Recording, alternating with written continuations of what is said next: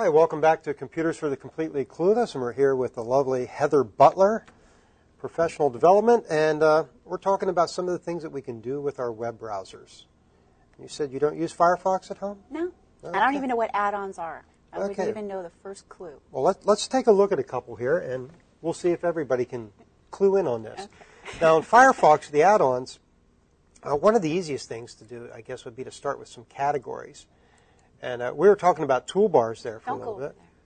So toolbars, and then we were talking about the Google toolbar.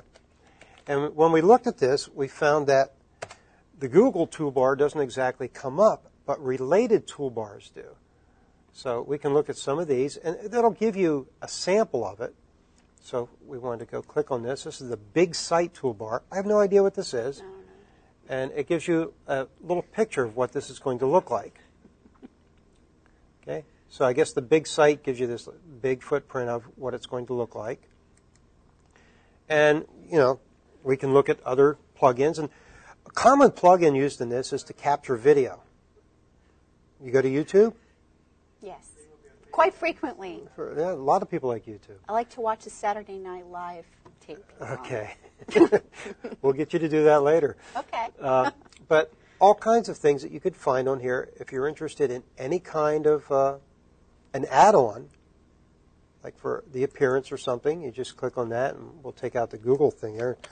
Just look at all of them, actually, and it'll bring in all kinds of extra add-ons that you could add to Firefox to make the appearance look different. And it gives you a sample on the side. One of them that I've used for this is when you roll over a tab, it gives you a thumbnail of what the website looks like. So that's pretty nice, too. So you don't have to go to it. I'd have to find it. We could actually go up here and do our search and look for tabs. And it would find appearance add-ons that would show us our different tabs. Mm-hmm. There's a control tab thing.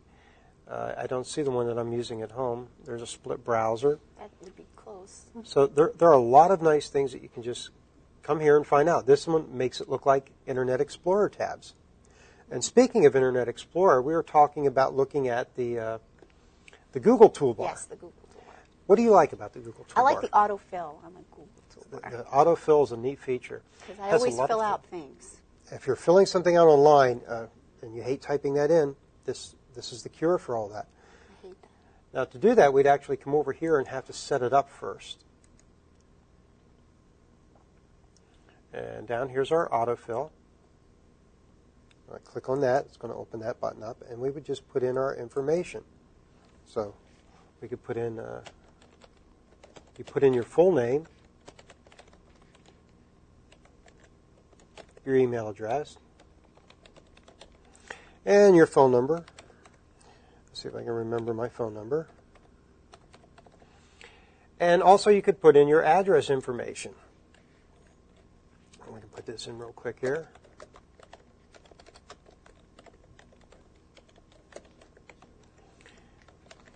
Go to Boynton Beach.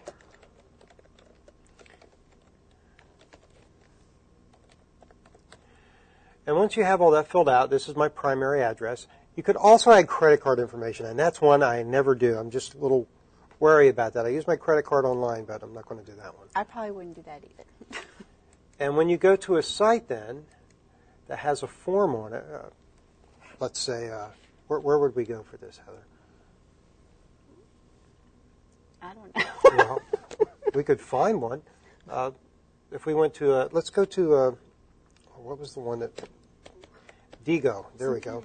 We just had a little thing with Lee Colbert on Digo. And any time that you want to join something, like I'm going to click over here on join,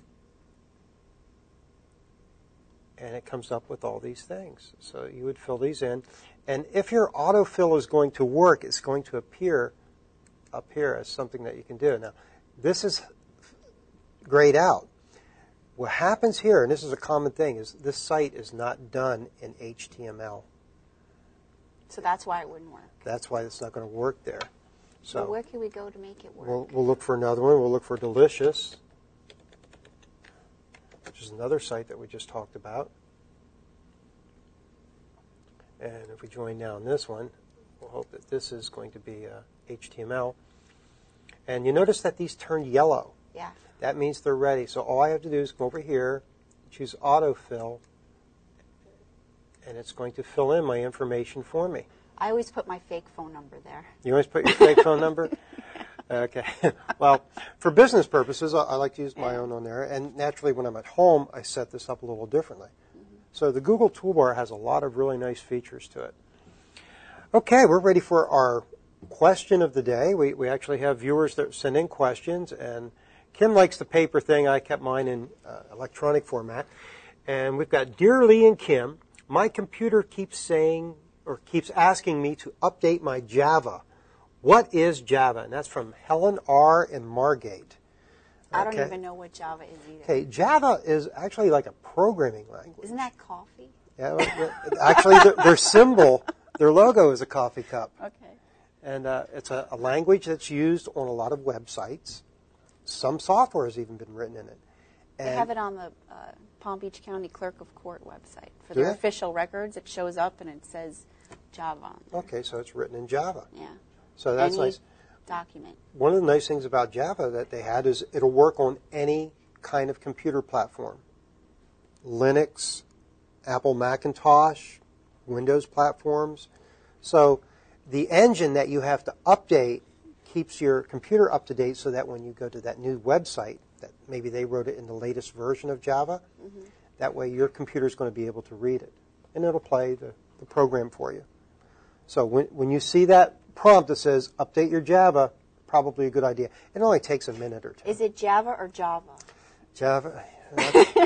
Tomato.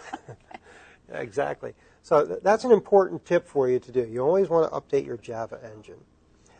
Another one that goes right alongside of that is the Flash engine. Okay, Flash is another program that is a plug-in for your computer. It's going to allow you to view certain sites. And if you don't have the latest version, you may not be able to do that. So to get your Flash plug-in, you go to the Adobe site. And we'll get there in a minute maybe. And always exciting that this site changes every time I go to it. But this is an easy button. They always have this here so that you can update your Flash player on the fly. We just click on that. And it's going to load a page, and you can install the newest Flash player. And it's easy. You just click on that once. It downloads it, starts the install for you, and as soon as it's done with it,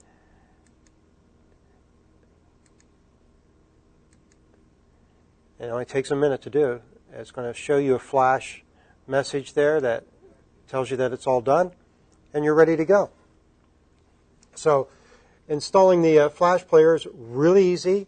Installing Java is really easy. It just takes a couple clicks, pay attention to your computer, and keep it healthy. Do you have to restart your computer to make it work? You know what? That's a good question. A lot of times you don't have to, but I always recommend after you install something, restart your computer because it's going to have a fresh start and it's going to work better. So that's it for Computers for the Completely Clueless this week. Thanks for coming, Heather. Thank you. Appreciate it. And we'll see you next week on Computers for the Completely Clueless.